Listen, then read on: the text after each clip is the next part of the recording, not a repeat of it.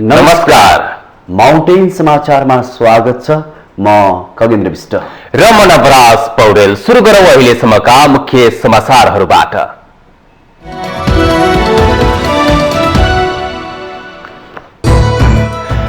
राजनीतिक स्वार्थका लागि फैलाइने मिथ्या सूचना अभिव्यक्ति स्वतन्त्रतामाथि नपर्ने आयोगको ठहर। उम्मेदवारको चुनिने अधिकार हनन हुने गरी सामाजिक सञ्जालको प्रयोग नगर्न आग्रह। सत्तारूढ गठबन्धनले सार्वजनिक निर्वाचनका लागि देशभरका आधिकारिक उम्मेदवारको नामावली, केही स्थानमा मित्रवत प्रतिस्पर्धा हुने। एमालेको इज्जत जोगाउनका लागि पनि झापामा रापरपाका उम्मेदवार लिङ्गदेनलाई जिताउनु पर्ने अध्यक्ष ओलीको भनाई। सत्ता गठबन्धनलाई परास्त गर्न निर्देशन। 5 दलीय गठबन्धन चुनावका लागि मात्रै नबनेको माओवादी अध्यक्ष दाहालको जिकिर। एउटै डुङ्गामा सवार भएकाले डुबे सबै एकैसाथ डुब्ने टिप्पणी। शताब्दी पुरुष सत्यमोहन जोशीको 13औं दिनको पुण्यतिथिमा ललितपुरमा श्रद्धाञ्जली सभा। मङ्गलबजारबाट पैदलै हिँडेर समवेदना व्यक्त गर्न जोशी निवास पुगे प्रधानमन्त्री देउवा।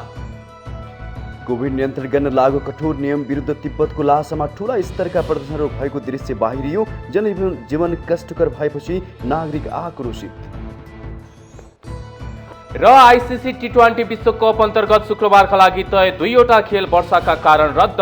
आयरल्यान्ड र अफगानिस्तान तथा इङ्ल्यान्ड र अस्ट्रेलियाले अङ्क बाँडे।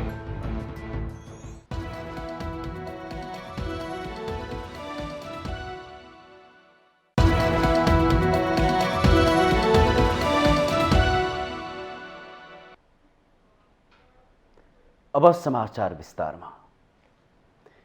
निर्वाचन आयोगले राजनीतिक स्वार्थका लागि फैलाइने मिथ्या सूचना, दुष्प्रचार, द्वेषपूर्ण अभिव्यक्ति स्वतन्त्रता भित्र नपर्ने बताउनु भएको छ। आयोगले शुक्रबार एक विज्ञप्ति जारी गर्दै कुनै पनि दल वा उम्मेदवार विरुद्ध तथा निर्वाचनलाई प्रतिकूल असर पर्ने उद्देश्यले सामाजिक सञ्जाल तथा अनलाइन माध्यमबाट दुष्प्रचारलाई अभिव्यक्ति स्वतन्त्रता भित्र नपर्ने प्रश्न पारेको हो। विज्ञप्तिमा आयोगको निर्देशनले अभिव्यक्ति स्वतन्त्रता हनन नभएको जिकिर गरेको छ। यसअघि कार्तिक 8 गते आयोगले उम्मेदवार नेताहरूलाई लालछना लगाउँदै बनाएका फुटेज, फेसबुक पेज तथा ग्रुपहरू हटाउन चेतावनी दिएको थियो। नो नट अगेन लगायतका केही फेसबुक पेजबाट नेताहरूलाई लालछना लगाइएको भन्दै त्यस किसिमका गतिविधि नगर्न आयोगले निर्देशन दिएको थियो। आयोगले मिथ्या सूचना, दुष्प्रचार तथा द्वेषपूर्ण अभिव्यक्ति र लोकतन्त्र सँगसँगै जान नसक्ने प्रश्न पारेको छ। आयोगका प्रवक्ता शालिग्राम पौडेलले आयोगले कसैप्रति लालछना लगाउने, दुराग्रहपूर्ण अभिव्यक्ति दिने अथवा निर्वाचनमा उठेका उम्मेदवारहरूको चुनिने अधिकारमाथि नै हनन हुने गरी सामाजिक सञ्जालको प्रयोग नगर्न सचेत गराइएको बताउनु भयो। त्यसो भएको हुनाले कसैप्रति चाहिँ नि लान्छना लगाउने, कसैप्रति दुराग्रहपूर्ण चाहिँ अभिव्यक्तिहरू प्रसारण गर्ने विषयहरू चाहिँ अभिव्यक्ति स्वतन्त्रताभित्र पर्दैनन्। त्यसो भए हुनाले चुनिने हकबाट पनि कसैलाई वञ्चित नगरौँ। वञ्चित गर्ने गरी चाहिँ कसैको चाहिँ चरित्र हत्या गर्ने, कसैका चाहिँ विपक्षमा द्वेषपूर्ण अभिव्यक्तिहरू निकाल्ने, कसैका चाहिँ नि उम्मेदवारहरूका तस्बिरमा इन्टु चिन्ह लगाउने हैन लगायतका विषयवस्तुहरूले अरूको अधिकार हनन हुन्छ भन्ने कुरामा आएको ध्यान। आयोगले उम्मेदवारहरूमाथि गाली गलौज नगर्न, चरित्र हत्या गर्ने, अवहेलना गर्ने लगायतका अभिव्यक्ति नदिन पनि सम्बन्धित सबै पक्षलाई पुनः निर्देशन गरेको छ। प्रवक्ता पौडेलले अदम नामबाट कसैले पनि उम्मेदवारहरूको चरित्र हत्या गर्न नपाउने र सीमाभित्र बसेर मात्रै निर्वाचनमा खर्च गर्न पनि उम्मेदवारहरूलाई सुझाव दिएको छ। आयोगले निर्वाचनलाई स्वच्छ, स्वतन्त्र र भयरहित वातावरणमा सम्पन्न गर्नका लागि आचार संहिता जारी गरेको उल्लेख गर्दै त्यसका कडाइका साथ पालना राजनीतिक दल र त्यसका उम्मेदवारहरूको ध्यानाकर्षण गराउँदै आएको छ।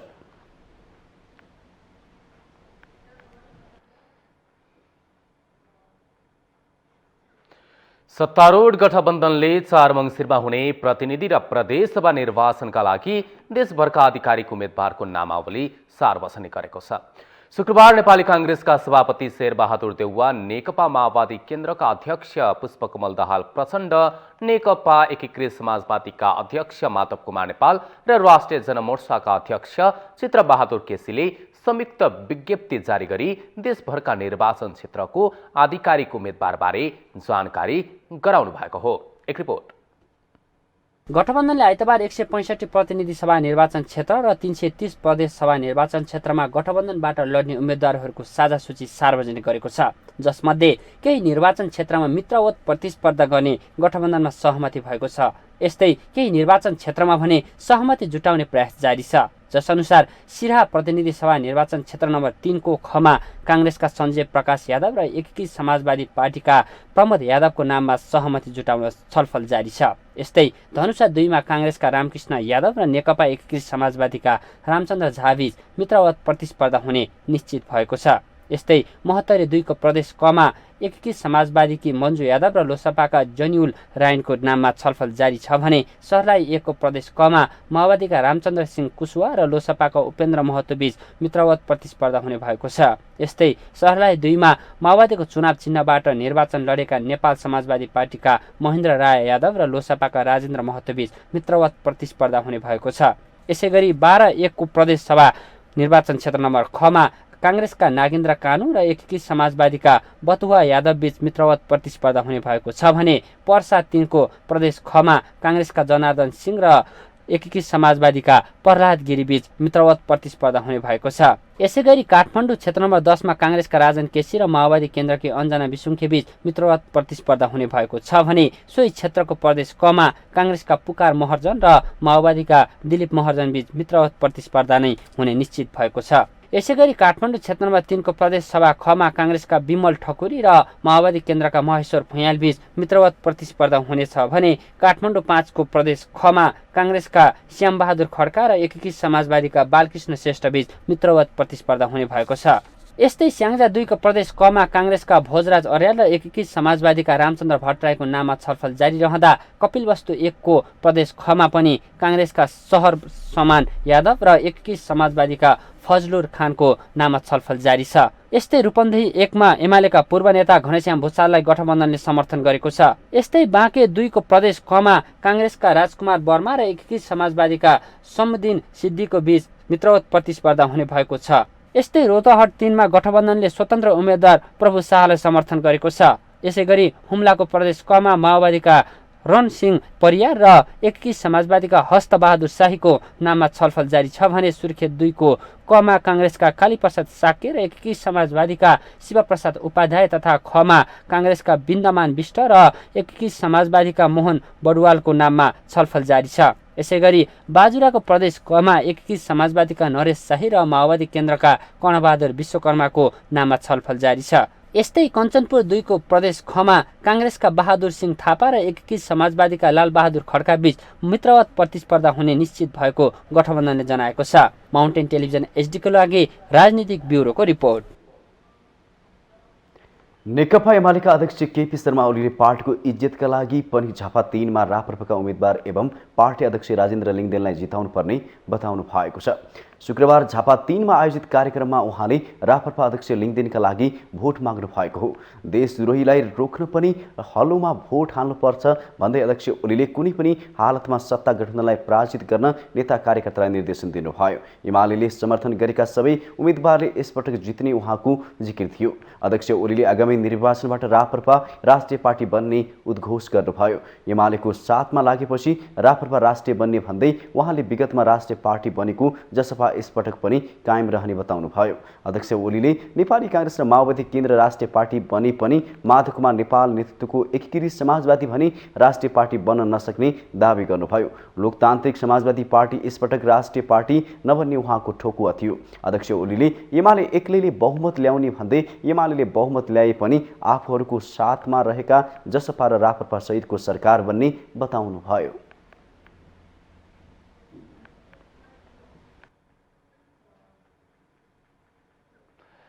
नेकपा माओवादी केन्द्रका अध्यक्ष पुष्पकमल दाहालले सत्तारूढ 5 दलीय गठबन्धन चुनावका लागि मात्रै नबनेको जिकिर गर्नुभएको छ।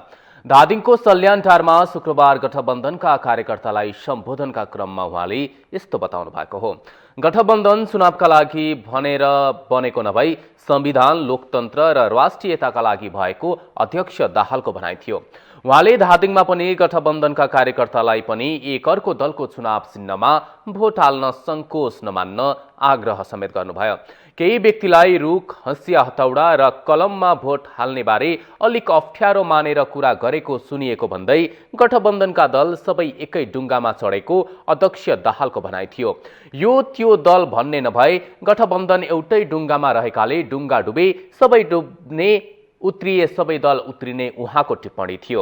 अध्यक्ष दाहालले देशमा राजनीतिक परिवर्तन भए पनि आर्थिक विकासले गति लिन नसक्दा समस्या भएको जिकिर समेत गर्नुभयो। आर्थिक क्रान्ति गर्न नसकिए राजनीतिक परिवर्तनको औचित्य पुष्टि गर्न गाह्रो पर्ने उहाँको भनाइ थियो। गठबन्धनका उम्मेद्वारहरू सबैका साझा भन्दै अध्यक्ष दाहालले एकजुट भएर जनतालाई परिचालित गरी गठबन्धनलाई बहुमत दिलाउन नेता तथा कार्यकर्तालाई निर्देशन समेत दिनुभयो।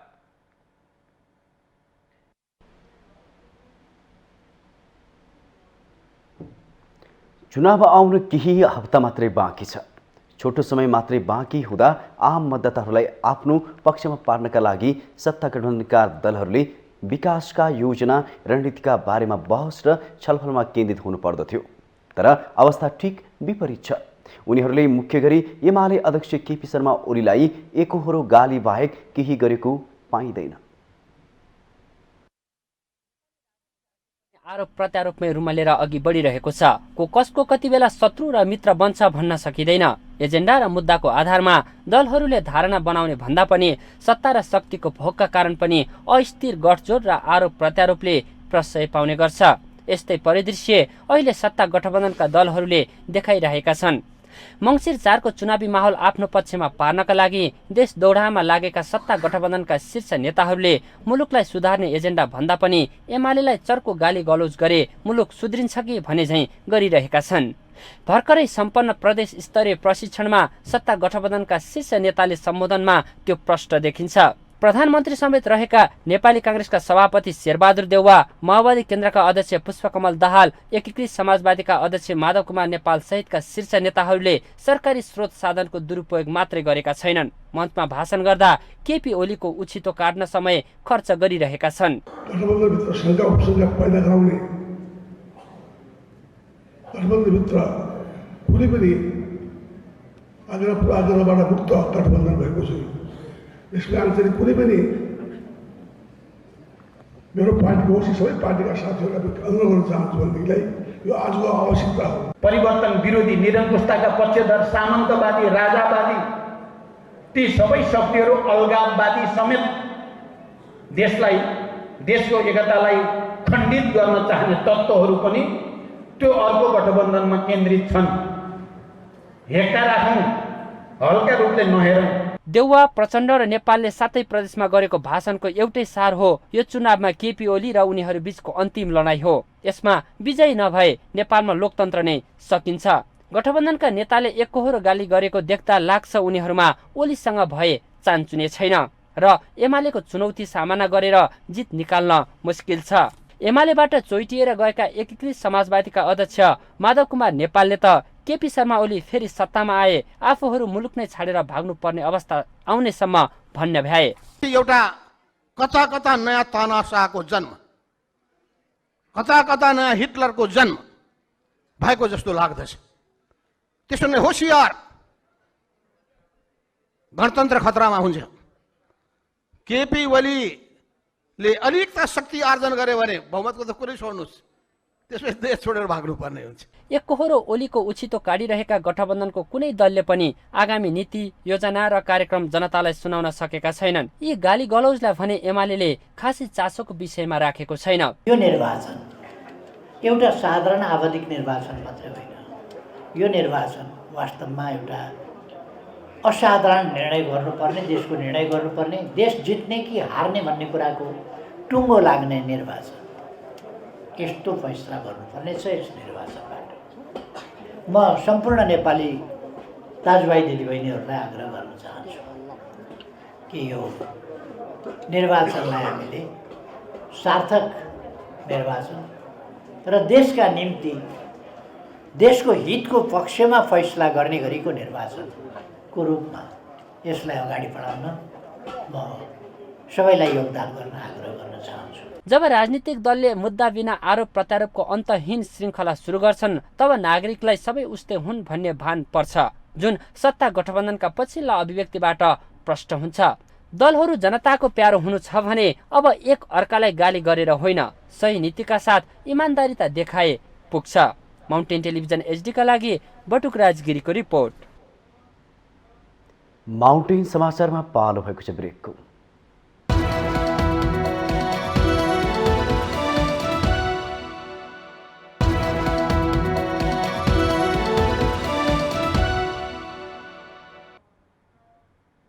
ब्रेकपछि पुनः स्वागत छ। अब बाँकी समाचार।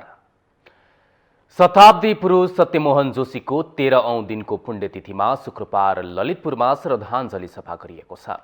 त्यसक्रममा प्रधानमन्त्री शेरबहादुर देउवा पाटनको मंगल बजारदेखि स्वर्गीय जोशीको निवाससम्म पैदल गएर जोशी धर्मपत्नी राधिका जोशीलाई भेटेर समवेदना पनि व्यक्त गर्नुभयो। पाटनको मंगलबजारमा स्वर्गीय सत्यमोहन जोशीको 13औं दिनको पुण्यतिथिमा आयोजित श्रद्धाञ्जली सभामा प्रधानमन्त्री शेरबहादुर देउवाले नेपाललाई चिनाउने आधार भनेको भाषा, साहित्य, कला तथा संस्कृति भएको बताउनुभयो। सादा जीवन र उच्च विचारका धनी जोशीले लोक संस्कृति मार्फत विभिन्न जात जाति तथा भाषाबीच समन्वय गर्न सफल भएको उहाँको भनाइ थियो। यता नेपालको साहित्य, संस्कृति, राजनीति सबै आयामहरू तिनका अनेक घटनाहरूका भूतपूर्वी व्यक्ति रूपमा मैले उहाँलाई पाएको छु। जहाँनिर राणा शासनदेखि नै 2007 साल आएको प्रजातन्त्रसम्म 2007 सालदेखि सुरु भएको मेरो कोष पञ्चायती व्यवस्थादेखि 46 सालमा आएको प्रजातन्त्र 62-63 को लोकतान्त्रिक आन्दोलनको इतिहासका साक्षीमा हुनुहुन्थ्यो। तसर्थ उहाँ नेपालको इतिहासकै साक्षी हुनुहुन्थ्यो। संस्कृति पर्यटन तथा नागरिक उड्डयन मन्त्री जीवराम श्रेष्ठले जोशीको अन्तिम इच्छा चक्र सम्भवको चित्रहरू बनाउने थियो भन्दै त्यसलाई पूरा गर्न आवश्यक सबै सहयोग गर्ने प्रतिबद्धता जनाउनुभयो। उहाँले भन्नुभयो कि मैले चाहिँ नि जुन एउटा अब अन्तिम मेरो इच्छा भनेको यो चक्र सम्भव एउटा चाहिँ नि म देशको लागि अर्पण गर्न चाहन्छु र त्यो जुन चाहिँ नि काम भइरहेको छ त्यो पुरा भइसकेको छैन। म त्यो एउटा चाहिँ नि अर्पण गरेर म चाहिँ नि यो बिते पनि मलाई चाहिँ नि दुःख हुने छैन, मेरो त्यो एउटा ठुलो इच्छा छ भनेर उहाँले मलाई भन्नुभएको थियो अनि मलाई हेरेर जानुस् पनि भन्नुभयो। ललितपुर महानगरपालिकाका मेयर चिरीबाबु महर्जनले जोशीको निधनले नेपालले मात्र नभएर एसियाले नै महान व्यक्तित्वलाई गुमाएको बताउनुभयो। ललितपुर महानगरपालिकाले चाहिँ एउटा हामीले नीति लिएका थियौँ। त्यो नीति भनेको के भने राष्ट्रिय सेवक जोसुकै होस् त्यस्तो व्यक्तित्वलाई जसले चाहिँ यो मुलुकको श्रीवृद्धि गर्न चाहिँ सहायक सिद्ध हुनुभयो त्यस्तो व्यक्तिहरूलाई उहाँहरू बितिसकेपछि सम्झिने होइन, उहाँहरू बाँचेकै अवस्थामा उहाँहरूलाई चाहिँ सक्दो सहयोग गर्नुपर्छ ताकि उहाँको चाहिँ मतलब बाँच्ने आयु अझ अभिवृद्धि होस्, अझ बढी होस् भन्ने हिसाब किताब राखेर हामीले चाहिँ उहाँलाई उहाँको 98 वर्षदेखि अनवर्ड्समा ललितपुर महानगरपालिकाले सक्दो सहयोग गर्यौँ। त्यो सहयोग गरे बापत उहाँ चाहिँ अघि भने जस्तै 103 वर्षसम्म ज्यादै नै मिनिङफुल लाइफ उहाँले बिताउनु भयो। जोशीका ज्येष्ठ सुपुत्र अनुराग जोशीले बुबाप्रति राज्यले गरेको अपमान देखेर आफूले राज्यले सम्मान गर्नुपर्दछ भनेर लेख्ने प्रकाशित गरेको स्मरण गर्दै पछिल्लो समय राज्यले गरेको सम्मानप्रति परिवारले धन्यवाद दिन चाहेको बताउनुभयो। उहाँ जस्तो भाग्यमानी मान्छे त कोही पनि भएन यो राष्ट्रमा, किनभने कुनै पनि साधारण नागरिकको जीवनकालमा हुन त अब राजा रानी उहाँहरूको विषयमा जीवनकालमै टिकट निक्लियो होला, मुद्रा निक्लियो होला होइन, तर एउटा नागरिकको चाहिँ नाममा मुद्रा निक्लेको पनि यही प्रथम पटक हो। अहिलेसम्ममा हुलाक टिकट निक्लेको पनि यही प्रथम पटक हो। त्यस्तै गरी कार्यक्रमको समापन पश्चात प्रधानमन्त्री देउवा पाटनको मंगलबजारदेखि स्वर्गीय जोशीको निवाससम्म पैदल गएर जोशी धर्मपत्नी राधिका जोशीलाई भेटेर समवेदना पनि व्यक्त गर्नुभयो। जोशीको 103 वर्षको उमेरमा असोज 30 गते निधन भएको थियो। उहाँले 3 पटकसम्म मदन पुरस्कार जित्न सफल हुनुभएको थियो। उहाँका नेपाली र नेपाली भाषामा गरी करिब 50 कृत्य प्रकाशित भइसकेका छन्। माउन्टेन टेलिभिजन एचडीका लागि क्यामेरामा अमर राउतका साथ विसन्तर साक्यको रिपोर्ट।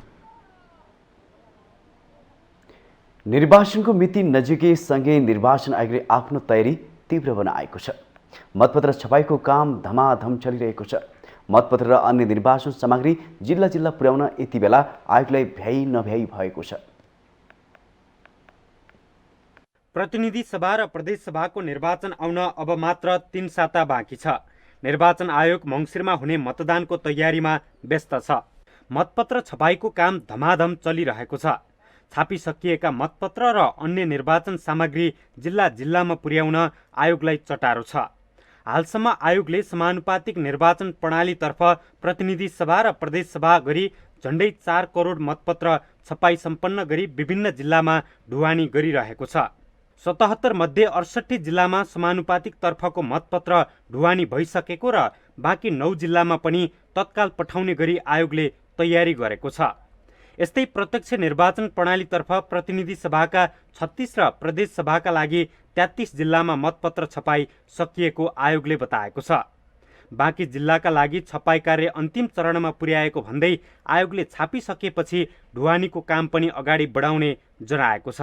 समानुपातिक निर्वाचन प्रणालीतर्फको मतपत्र प्रतिनिधि सभाको लागि 2 करोडभन्दा केही बढी र प्रदेश सभाको लागि पुग 2 करोड मतपत्र छापिसकेर अब हामीले करिब 68 जिल्लामा हामीले मतपत्र ढुवानी गरिसकेका छौँ। ती अधिकांश ठाउँमा ट्रान्सपोर्टेसन अथवा ट्रकबाट पठाइसक्यौँ भने प्रतिनिधि सभा र प्रदेश सभाको पहिलो हुने निर्वाचित हुने निर्वाचन प्रणाली अथवा प्रत्यक्षतर्फ पनि भनिन्छ, यसको पनि करिब 4 करोड मतपत्र छाप्नुपर्छ र त्यसमध्ये 36 वटा जिल्लाका मतपत्र छापिसक्यौँ।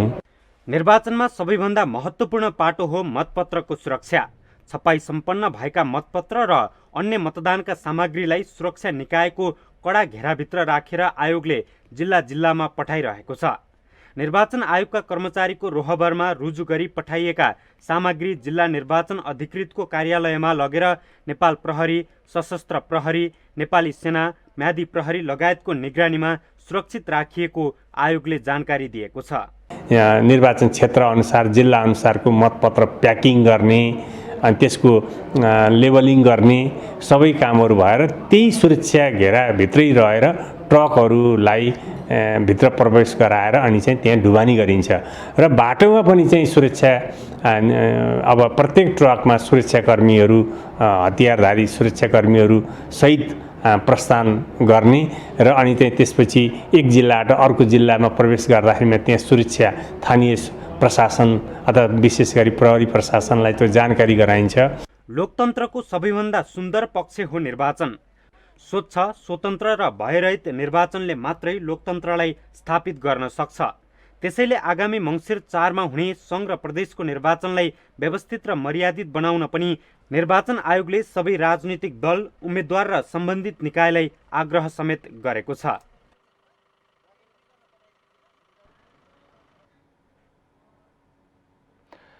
मोहतरीको भङ्गाहा नगरपालिका 8 पररियामा बिहिबार भएको झडपमा संलग्न समुदाय र स्थानीय प्रशासन बीच 8 बुँदे सहमति भएको छ। प्रहरियामा हिन्दू वाहिनी सेना सम्राटबाट छठ पर्वको अवसरमा निकालिएको कलश तथा झण्डा यात्राको क्रममा दुई पक्ष बीच झडप भएको थियो। झडपमा 15 जना भन्दा धेरै घाइते भएपछि बिहिबार 4 बजेदेखि स्थानीय प्रशासनले कर्फ्यू आदेश जारी गरेको थियो। शुक्रबार जिल्ला प्रशासन कार्यालयमा भएको छलफलपछि 8 बुँदे सहमति भएको लोहारपट्टी नगरपालिकाका प्रमुख शैलेन्द्र यादवले जानकारी दिनुभयो, जसमा असमझदारी र झडपको स्थितिलाई नियन्त्रण गरी सामाजिक सद्भाव कायम गर्न घटनामा सम्बद्ध दुवै पक्षलाई र आम नागरिकलाई आह्वान गर्ने सहमति भएको छ।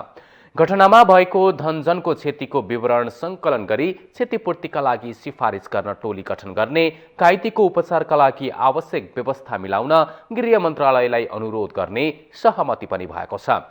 त्यस्तै घटनाको छानबिनका लागि उच्च स्तरीय टोली गठन गर्न गृह मन्त्रालयलाई अनुरोध गर्ने, घटनामा संलग्न दोषी पत्ता लगाई कानुनी प्रक्रिया अघि बढाउने सहमति पनि भएको छ। पररिया क्षेत्रमा सामाजिक सद्भाव कायम गर्न र्याली निकाल्ने, दलगत रूपमा शान्ति कायम गर्न अपिल गर्ने पनि सहमति भएको नगर प्रमुख यादवले जानकारी दिनुभयो।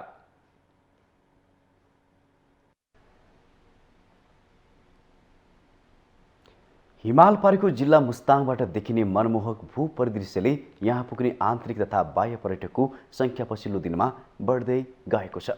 मुस्ताङको अनौठो भूगोल नै यहाँका बासिन्दाका लागि आम्दानीको अमूल्य स्रोत बनेको छ। धौलागिरी र नीलगिरी हिमाल पार गरेर आउनुपर्ने भएकाले हिमाल पारेको जिल्ला भनेर चिनिने मुस्ताङ प्राचीन सभ्यताका अवशेषहरूका कारण पनि विशेष महत्त्वको मानिएको हो। पछिल्लो समय मुस्ताङ आन्तरिक पर्यटकको समेत प्रमुख गन्तव्य बनिरहेको छ। यहाँ सबैभन्दा बढी सार्क र तेस्रो मुलुकबाट पर्यटक आउने गर्दछन्। खास गरी मुस्ताङ मुक्तिनाथ मन्दिर हिन्दू बौद्ध दुवै धर्ममा आस्था राख्नेहरूको साझा गन्तव्य बनेको छ। सदरमुकाम जोमसोम कागबेनी मुक्तिनाथ लोमान्थाङ लगायतका दृश्यले पनि धेरैलाई लोभ्याउने गर्छ। पर्यटकको उल्लेख्य उपस्थितिले स्थानीय अर्थतन्त्रमा फाइदा पुगेको छ। मुस्ताङ नेपालका लागि मात्र नभएर विश्वकै लागि चर्चित बन्न पुगेको छ। विदेशी पर्यटक विशेषतः भिर पहाडको बीचमा साइक्लिङ गर्न रुचाउँछन्। पोखरा बागलुङ राजमार्गलाई मालढुङ्गामा छाडेर बेनी तातोपानी रूपसे हुँदै जोमसोम पुगिन्छ। काली गण्डकी तर्दै पहाड चढ्दै बगर झर्दै जाँदा बाटोमा देखिने हरिया डाँडाका त्यसमाथिबाट बग्ने झरनाको प्रकृतिको मनमोहक सुन्दरताले सहजै मन लोभ्याउँछ। यसको पूर्वमा मनाङ, पश्चिममा डोल्पा, दक्षिणमा म्याग्दी र उत्तरमा तिब्बत पर्दछ। अन्नपूर्ण हिम श्रृङ्खलाको उत्तरमा पर्ने भएकाले यहाँ एकदमै कम पानी पर्दछ। यसको करिब 20 भाग भएर कालीगण्डकी नदी बग्दछ। प्राय बस्ती यही नदीको किनारमा अवस्थित छन्।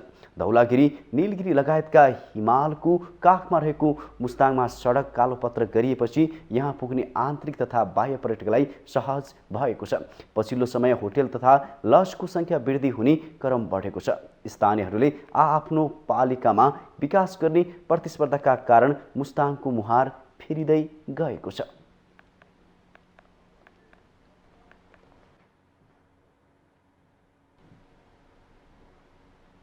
माउन्टेन समाचारमा पालो भएको छ ब्रेकको।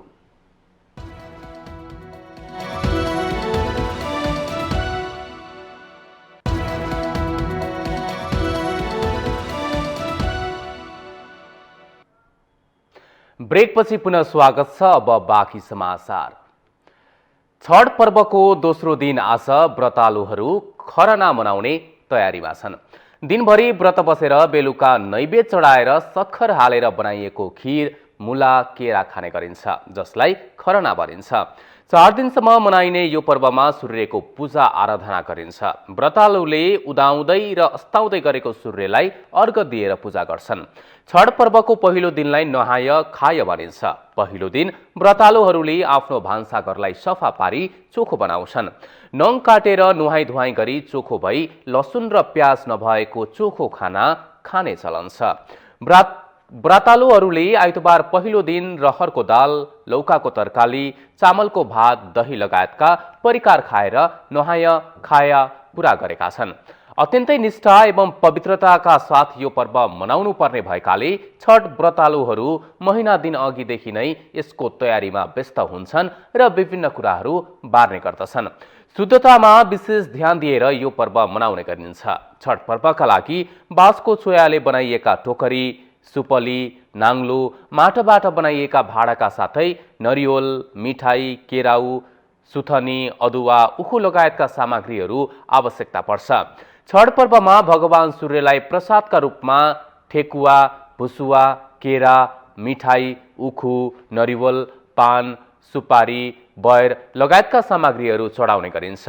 यी सामग्रीहरू माटोले बनेका नयाँ भाँडा र बाँसको टोकरीमा राखेर सूर्यलाई अर्पण गरिन्छ। छठमा विधिपूर्वक सूर्य र छठी माईको पूजाआजा गरेमा परिवारको कल्याण, सन्तान प्राप्ति र मनोकामना पूरा हुने धार्मिक विश्वास रहिआएको छ। छठको व्रत महिला वा पुरुष जो सुकैले पनि लिने र पूजा गर्न सक्दछन्। यस पर्वमा सूर्यको उपासनाले सन्तान, निरोगिता, सुख, समृद्धि र चर्मरोग निको हुने जनविश्वास रहेको छ। सत्य र अहिंसा प्रति मानवताको रुचि बढाउने तथा सबै जीव प्रति सहानुभूति राख्न अभिप्रेरित गर्नु यस पर्वको मुख्य विशेषता मानिन्छ। सूर्य उपासना परम्पराको मोहक पद्धति मानिएको विश्वमा छठ नै एक यस्तो पर्व हो जसमा अस्ताउँदो र उदाउँदो सूर्यलाई पूजा गरिन्छ। तेस्रो आइतबार गहुँ र चामल ओखल, जाँतो वा ढिकीमा कुटान पिसान गरी सोबाट विभिन्न गुलियो खाद्य सामग्री बनाइन्छ। त्यसपछि व्रतलीले सन्ध्याकालीन अर्घका लागि पानीमा पसेर सूर्य अस्ताउन्जेलसम्म आराधना गर्छन्। पर्वको चौथो तथा अन्तिम दिन पार्वण गरिन्छ। यस दिन अघिल्लो दिन गरेको क्रम दोहोऱ्याई उदाउँदो सूर्यलाई अर्घ दिन्छ। अर्घ सम्पन्न भएपछि सूर्य पुराण श्रवण गर्ने चलन रहेको छ। पहिला मिथिला अञ्चलमा मात्र सीमित रहेको छठ पर्व अहिले राजधानी काठमाडौँ, पहाडी क्षेत्र र अन्यत्र पनि लोकप्रिय हुँदै गएको छ। छठ पर्व पारिवारिक झमघटको राम्रो अवसर पनि भएको छ।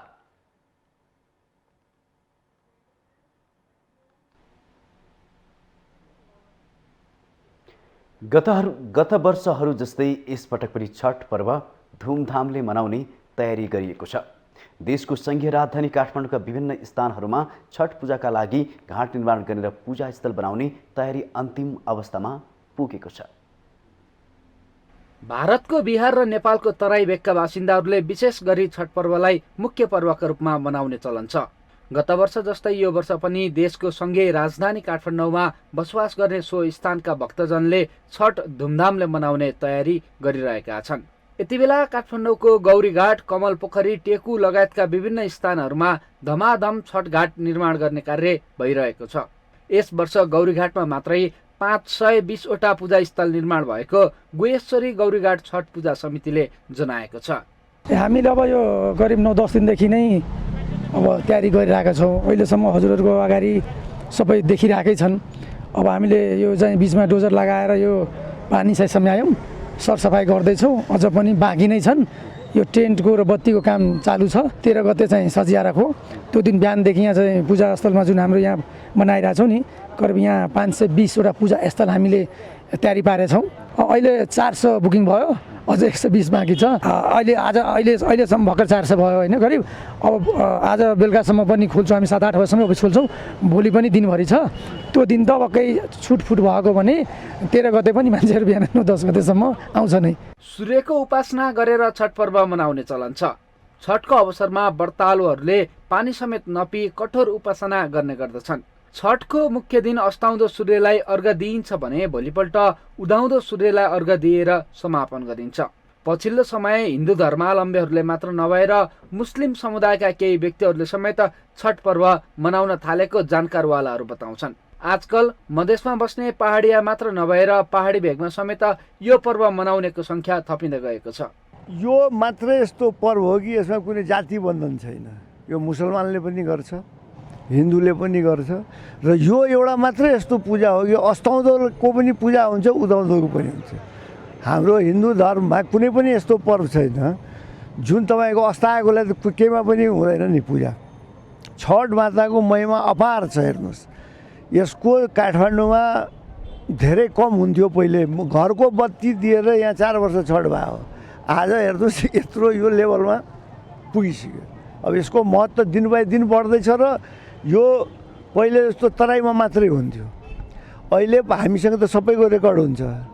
20% जति पहाडे समुदायको मान्छेले पनि छठ गरिरहेछन्। यो वर्षको छठ पर्वमा गौरीघाटमा मात्रै करिब 5 लाख श्रद्धालु भक्तजन छठ पर्व मनाउन आउने पूजा समितिको अनुमान छ। यहाँको सुरक्षा व्यवस्था, ट्राफिक व्यवस्थापन गर्ने जिम्मा नेपाल प्रहरी र सशस्त्र प्रहरी बललाई दिइएको छ। गत वर्षहरूमा कोरोनाका कारण छठ पर्व मनाउन नपाएकाहरू यो वर्ष हर्षोल्लासका साथ छठ मनाउने तयारीमा जुटिरहेका छन्। माउन्टेन टेलिभिजन एचडीका लागि क्यामेरामा प्रदीप गलानका साथ सन्दीप शर्माको रिपोर्ट। करोडौं रुपैयाँ खर्च गरेर निर्माण गरिएको रौतहटको चन्द्रपुर नगरपालिका 2 स्थित शहीद स्मृति पार्क अहिले झाडीमा परिणत हुँदै गएको छ।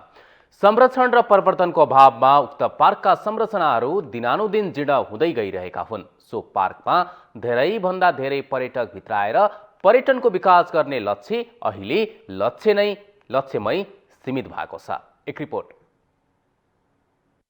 रौतहटको चन्द्रपुर नगरपालिका 2 स्थित शहीद बनटोल महिला सामुदायिक वनको करिब 14 रोपनी क्षेत्रफलमा फैलिएको शहीद स्मृति पार्क अहिले झाडीले ढाकिएको छ। पार्कका घुम्ने स्थानमा जताततै झाडी र फोहोर हुँदा अहिले पर्यटकको आवागमन शून्य बराबर छ। पूर्व पश्चिम लोकमार्ग सँगै जोडिएको पार्क पिकनिक खाने, घुम्ने पर्यटकहरूको लागि मात्र नभई यात्रुहरूको लागि पनि विश्राम गर्ने राम्रो गन्तव्य बन्ने सम्भावना छ। स्थानीयहरूबाट यसलाई जसरी पनि संरक्षण र प्रवर्धन गर्नुपर्ने माग भइरहेको भए पनि स्थानीय सरकारहरू मौन छन्। स्थानीय सरकारले विगत 5 वर्षमा पार्कका लागि जम्मा 5 लाख रुपैयाँ बजेट छुट्याएको स्थानीयको भनाइ छ।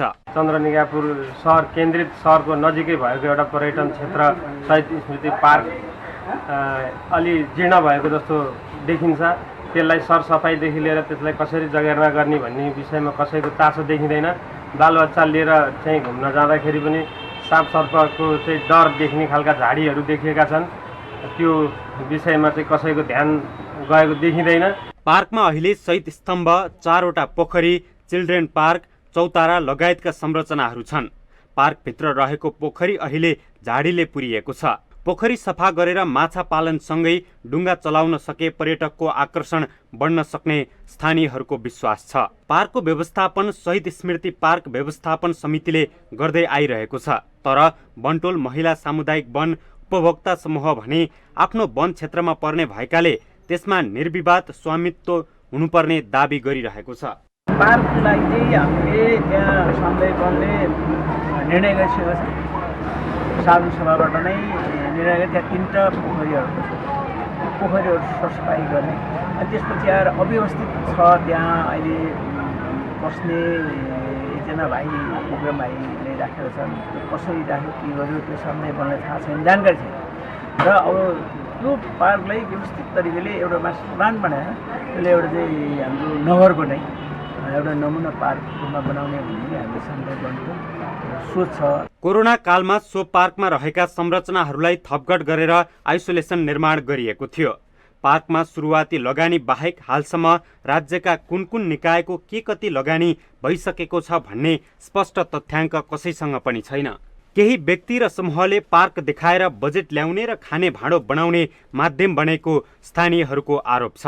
यता स्थानीय सरकार भने स्वामित्वको विवादले गर्दा आफूहरूले त्यसमा चाहेर पनि केही गर्न नसकेको बाध्यता रहेको बताउँछ।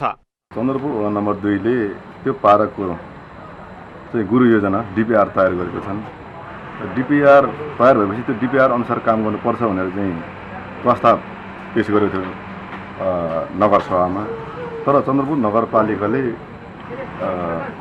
नगरपालिकाले हाम्रो यो स्मारकलाई चाहिँ बजेटको व्यवस्थापन गरेन।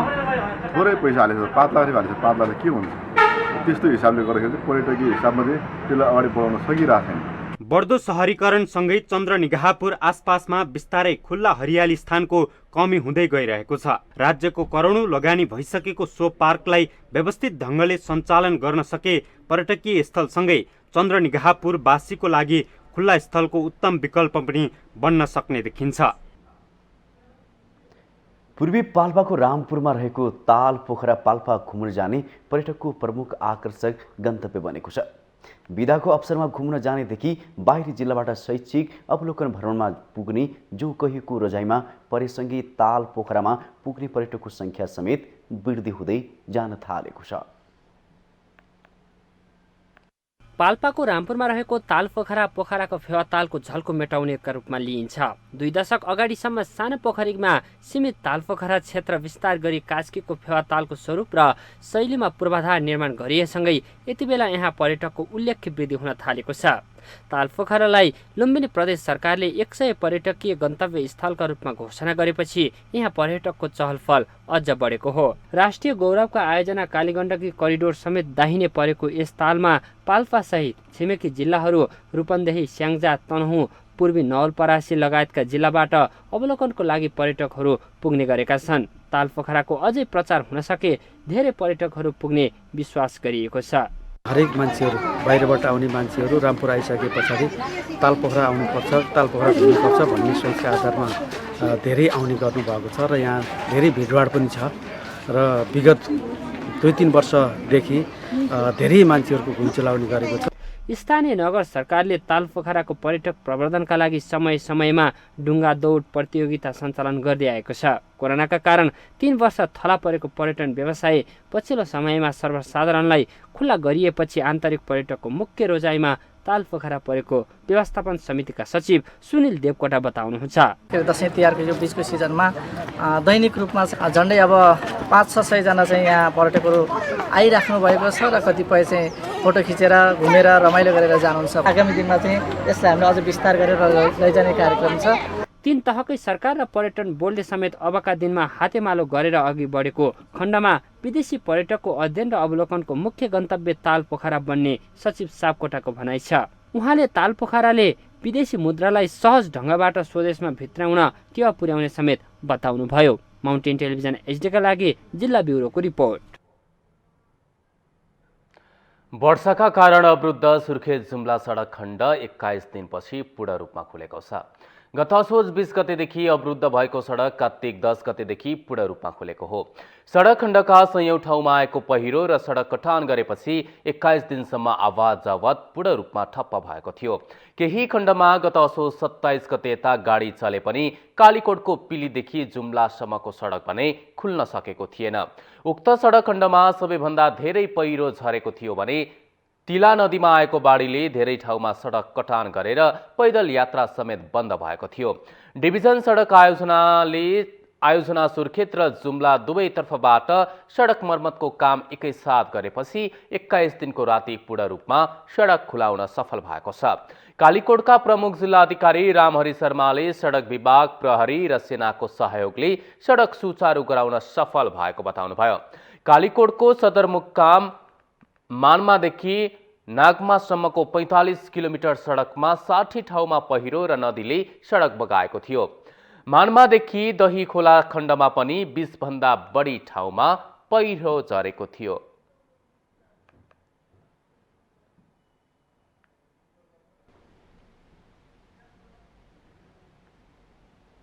दार्चुलाको ब्यास गाउँपालिका 2 तुम्बाखु स्थित भारतमा विस्फोट गरिएको ढुङ्गा उसिटेर बाटोमा हिँडिरहेका एक नेपाली बालकको मृत्यु भएको छ।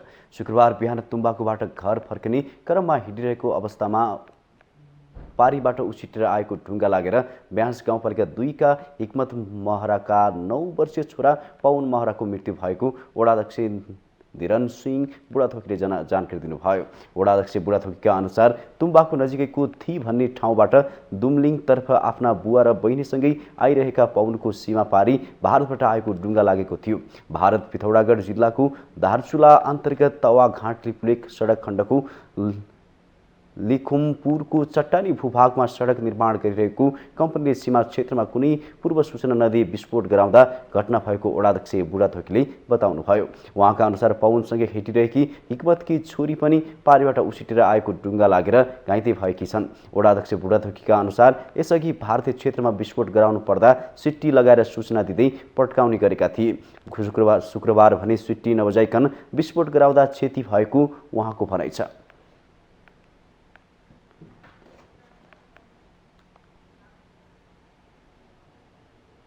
हामीसँग आर्थिक अन्तर्राष्ट्रिय खेल समाचार बाँकी नै छन्। माउन्टेन समाचारमा पालो भएको छ ब्रेकको।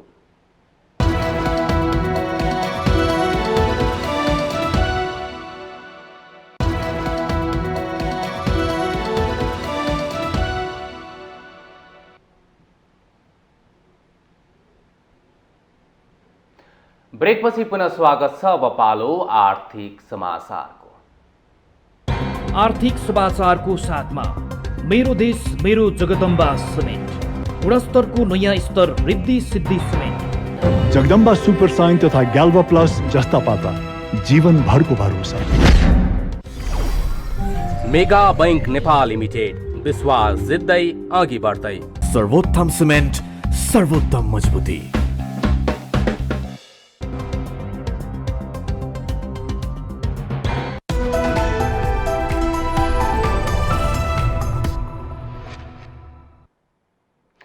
शेयर बजार परिसूचक नेप्से उच्च अङ्कले ओह्रालो लाग्दा पुँजीकरण अर्थात् अन्तिम कारोबार मूल्यमा गणना भएको कुल बजार मूल्यमा उल्लेख्य कमी आएको छ। 2074 भदौमा 39 खर्ब 35 अर्ब 44 करोड रुपैयाँको पुँजीकरण रहेकोमा 1 वर्षको अवधिमा घटेर 26 खर्ब 73 अर्ब रुपैयाँमा झरेको छ। नेप्से परिसूचकमा पनि करिब 1000 अङ्कले कमी आएको छ। 2078 भदौमा 2812 को बिन्दुमा पुगेको नेप्से अहिले घटेर 1858 को बिन्दुमा झरेको छ। 2079 भदौमा नेपाल स्टक एक्सचेन्ज लिमिटेडमा सूचीकृत कम्पनीहरूको संख्या 239 पुगेको छ। सूचीकृत कम्पनीहरूमध्ये 145 बैंक तथा वित्तीय संस्था र बीमा कम्पनी रहेका छन् भने 57 जलविद्युत कम्पनी, 19 उत्पादन तथा प्रशोधन उद्योग, 6 लगानी कम्पनी, 5 होटेल, 4 व्यापारिक संस्था र 3 अन्य समूह रहेका छन्। 2078 भदौमा सूचीकृत कम्पनीहरूको संख्या 220 थियो। सूचीकृत कम्पनीहरूमध्ये बैंक तथा वित्तीय संस्था र बीमा कम्पनीको धितो पत्र बजार पुँजीकरणको हिस्सा 67.6% रहेको छ।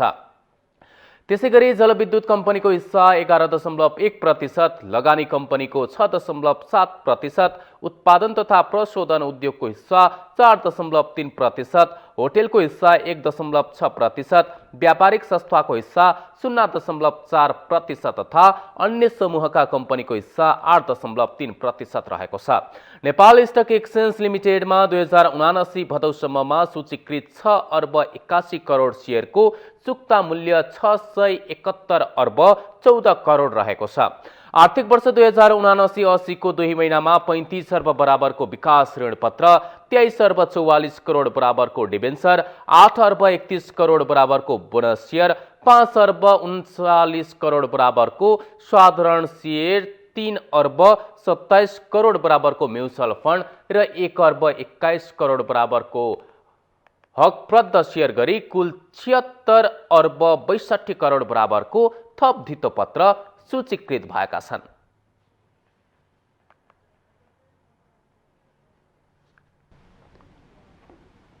अब पालो अन्तर्राष्ट्रिय समाचारको।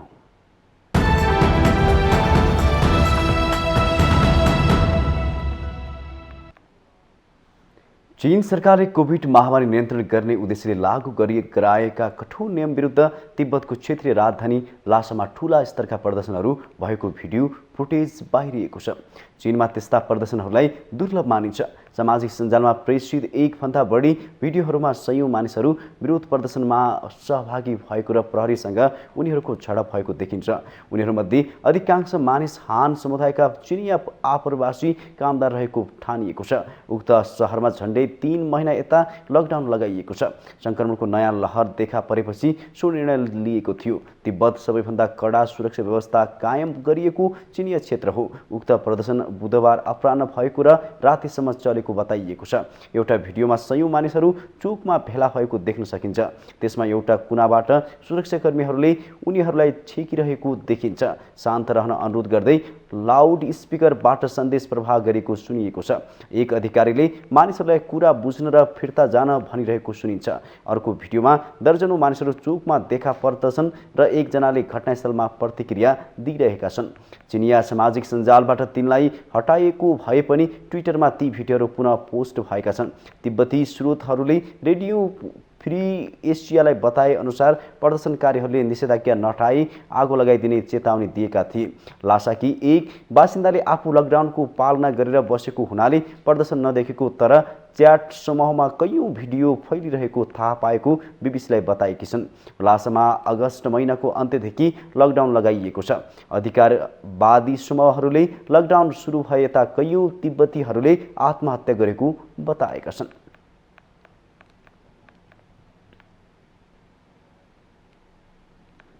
विश्वका सबैभन्दा धनी व्यक्ति एलन मस्क आधिकारिक रूपमा सामाजिक सञ्जाल ट्विटरका मालिक हुनु भएको छ। खरिद गर्ने सम्झौता पूरा भएपछि विद्युतीय गाडी टेस्ला र अन्तरिक्ष निर्माता स्पेस एक्स कम्पनीका मालिक मस्क ट्विटरको पनि मालिक हुनु भएको हो।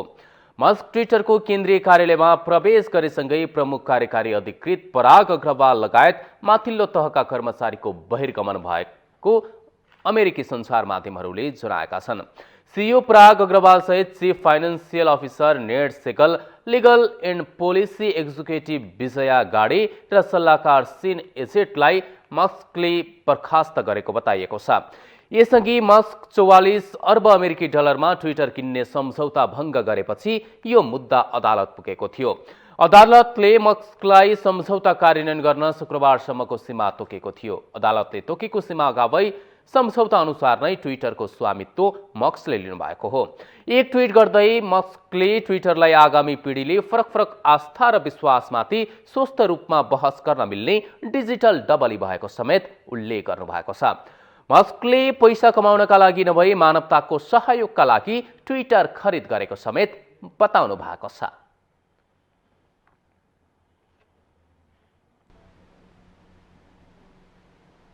अब पालो खेल समाचारको।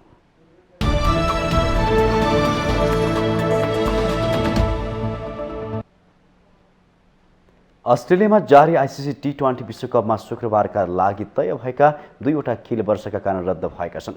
आयरल्यान्ड र अफगानिस्तान तथा इङ्ग्ल्यान्ड र अस्ट्रेलिया बीचको खेल टस नभएर रद्द भएको हो। खेल रद्द भएसँगै दुवै 4वटै टिमले एक अङ्क बाँडेका छन्। सुपर 12 1मा रहेको आयरल्यान्ड 3 अङ्कसहित तालिकाको दोस्रो स्थानमा छ। समान खेलबाट 2 अङ्क जोडेको अफगानिस्तान तालिकाको पुछारमा छ। समूहबाट शीर्ष 2 टिमले सेमिफाइनलमा स्थान बनाउनेछन्। त्यसअघि सोमबार जिम्बाब्वे र दक्षिण अफ्रिका बीचको खेल पनि वर्षाका कारण बीचमा रद्द हुँदा बुधबार आयरल्यान्डले इङ्ग्ल्यान्डलाई डिएल पद्धति अनुसार 5 रनले पराजित गरेको थियो। इङ्ग्ल्यान्ड र अस्ट्रेलिया बीचको खेल रद्द भएसँगै दुवै टोलीले 1 अङ्क बाँडेका छन्। समूह 1मा रहेको इङ्ग्ल्यान्डले 3 खेलमा 3 अङ्क जोडेको छ। इङ्ग्ल्यान्ड दोस्रो स्थानमा छ। अस्ट्रेलिया 3 अङ्क जोडेर चौथो स्थानमा रहेको छ।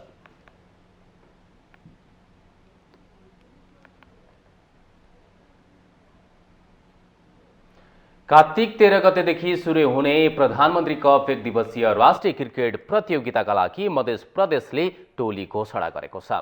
मधेसले शुक्रबार हरिशंकर शाहको कप्तानीमा 14 सदस्यीय टोलीको घोषणा गरेको हो। यसअघि विभागीय टोली नेपाल पुलिस क्लबबाट खेल्दै आएका अनिल शाह पनि मधेसको टोलीमा समावेश भएका छन्। अनिल पुलिस हार्दै प्रदेशको छनौट प्रतियोगिता खेल्न गएका थिए। चोटका कारण नवौं राष्ट्रिय खेलकुद गुमाएका विवेक यादव पनि टिममा फर्किएका छन्। त्यस्तै टिममा 4 वैकल्पिक खेलाडी समेत राखिएको छ। सुनिल शाह मुख्य प्रशिक्षक रहेको टिममा राष्ट्रिय टिमका पूर्व अलराउन्डर मेहबुब आलम मेन्टरका रूपमा छन्। समूह बीमा रहेको मध्य प्रदेशले कार्तिक 17 गते पहिलो खेल प्रदेश 1 विरुद्ध मूलपानी क्रिकेट मैदानमा खेल्नेछ। यस समूहमा नेपाल पुलिस क्लब, बागमती र लुम्बिनी प्रदेश पनि छन्। 10 टोली सहभागी प्रतियोगिताको समूह एमा Nepal APF, Tribhuvan army club, Karnali प्रदेश, गण्डकी प्रदेश, सुदूरपश्चिम प्रदेश रहेका छन्।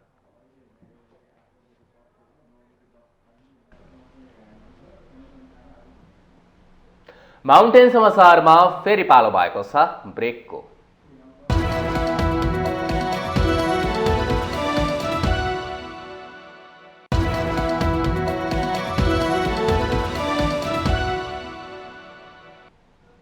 ब्रेकपछि स्वागत छ। योसँगै हामी माउन्टेन समाचारको अन्त्यमा आइपुगेका छौँ। जाँदा जाँदै मुख्य समाचार पुनः एकपटक।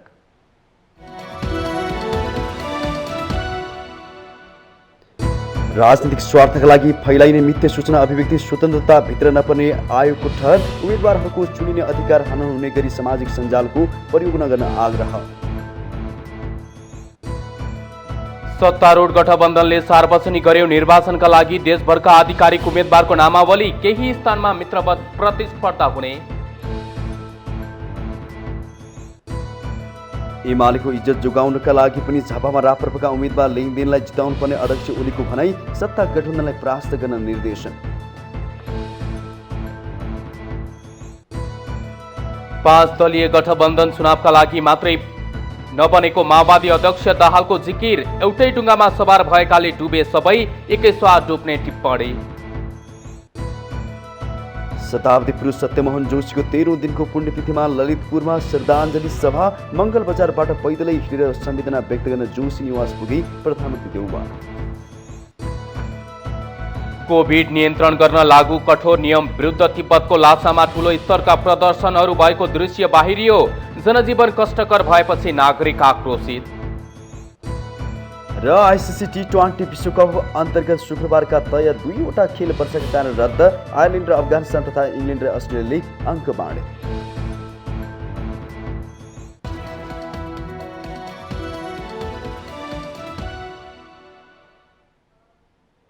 अहिलेलाई माउन्टेन समाचार सकियो। सत्य, तथ्य र निष्पक्ष समाचारका लागि माउन्टेन टेलिभिजन HD हेर्दै रहनुहोला। नमस्कार।